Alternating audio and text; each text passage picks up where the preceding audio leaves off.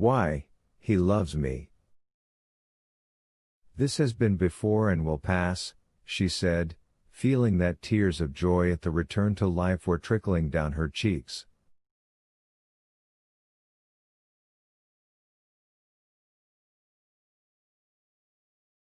And to escape from her panic she went hurriedly to his room. He was asleep there, and sleeping soundly. She went up to him, and holding the light above his face, she gazed a long while at him.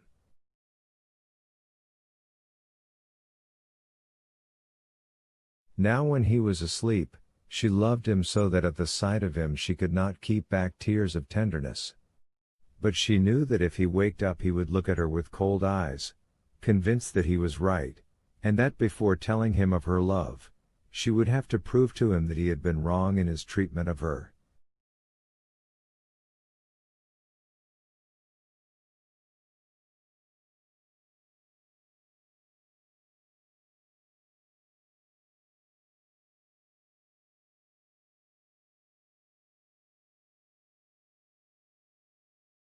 Without waking him, she went back, and after a second dose of opium she fell towards morning into a heavy, incomplete sleep, during which she never quite lost consciousness.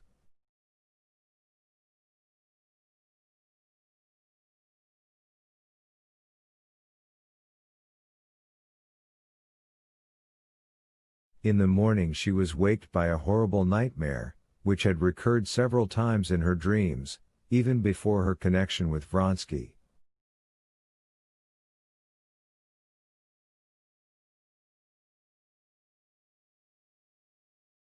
A little old man with unkempt beard was doing something bent down over some iron, muttering meaningless French words, and she, as she always did in this nightmare, it was what made the horror of it, felt that this peasant was taking no notice of her, but was doing something horrible with the iron over her.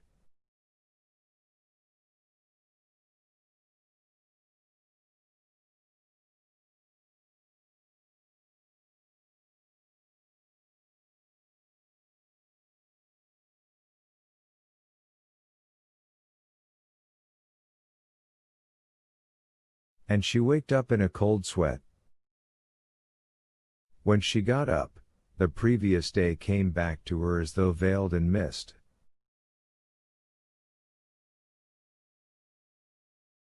There was a quarrel. Just what has happened several times. I said I had a headache, and he did not come in to see me. Tomorrow we're going away, I must see him and get ready for the journey, she said to herself.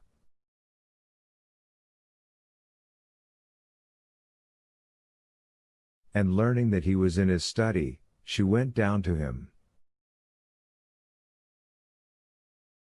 As she passed through the drawing room she heard a carriage stop at the entrance, and looking out of the window she saw the carriage, from which a young girl in a lilac hat was leaning out giving some direction to the footman ringing the bell.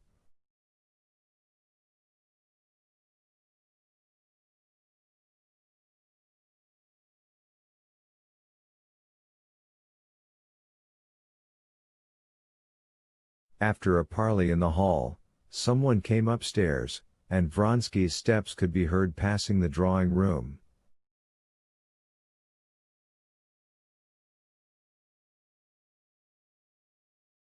He went rapidly downstairs. Anna went again to the window. She saw him come out onto the steps without his hat and go up to the carriage.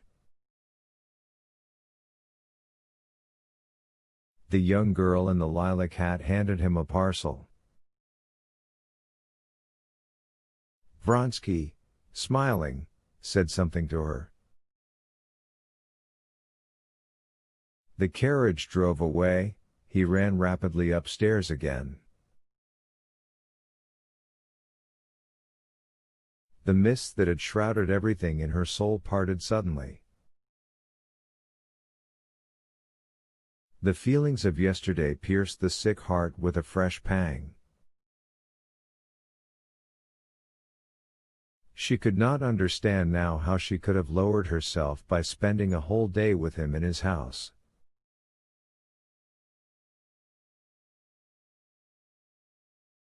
She went into his room to announce her determination. That was Madame Sorokina and her daughter. They came and brought me the money and the deeds from Maman.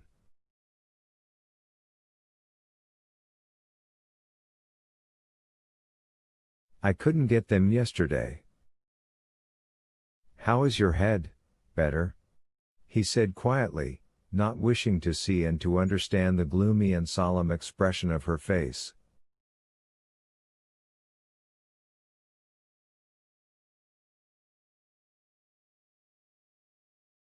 She looked silently, intently at him, standing in the middle of the room. He glanced at her, frowned for a moment, and went on reading a letter. She turned, and went deliberately out of the room. He still might have turned her back, but she had reached the door. He was still silent, and the only sound audible was the rustling of the note paper as he turned it.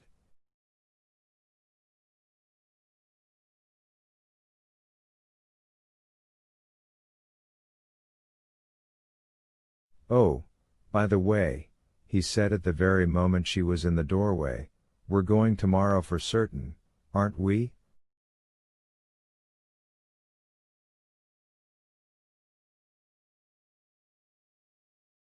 You, but not I, she said, turning round to him.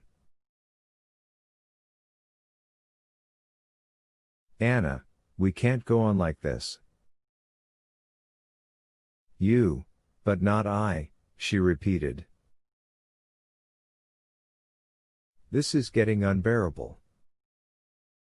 You will be sorry for this, she said, and went out. Frightened by the desperate expression with which these words were uttered, he jumped up and would have run after her, but on second thoughts he sat down and scowled, setting his teeth.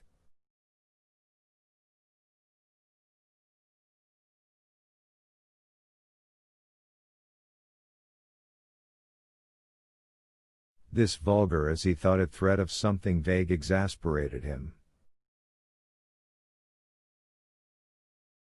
I've tried everything, he thought, the only thing left is not to pay attention, and he began to get ready to drive into town, and again to his mother's to get her signature to the deeds.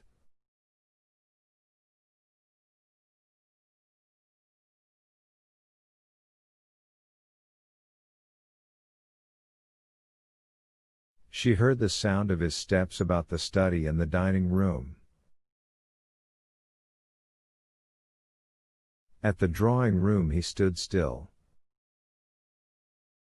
But he did not turn in to see her, he merely gave an order that the horse should be given to Voitif if he came while he was away.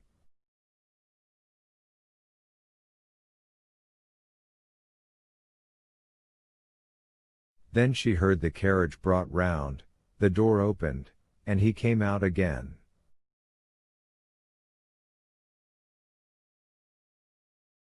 But he went back into the porch again, and someone was running upstairs. It was the valet running up for his gloves that had been forgotten. She went to the window and saw him take the gloves without looking, and touching the coachman on the back he said something to him.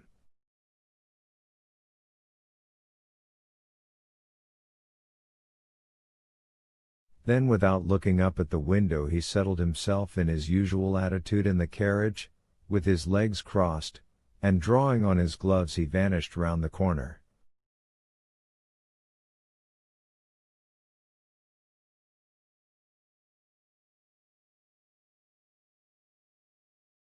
Chapter 27. He has gone. It is over, Anna said to herself, standing at the window, and in answer to this statement the impression of the darkness when the candle had flickered out, and of her fearful dream mingling into one, filled her heart with cold terror.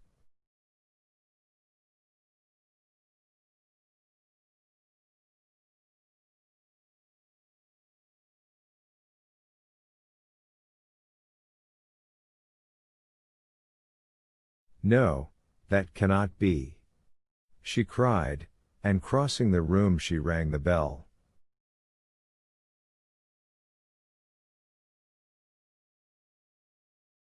She was so afraid now of being alone, that without waiting for the servant to come in, she went out to meet him.